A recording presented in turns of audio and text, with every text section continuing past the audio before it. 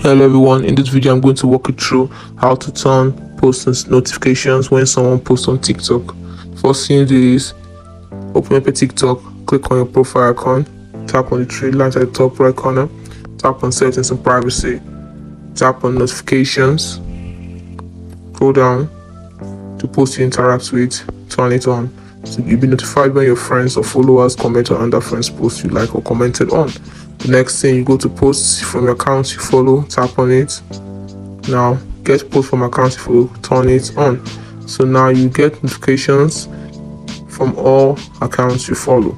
Now if you don't want from all accounts, you want from a few, you can turn this other option on, notification from friends, and then you choose the ones you want to get notification from and the ones you do not want by tapping on personalize. And that's it.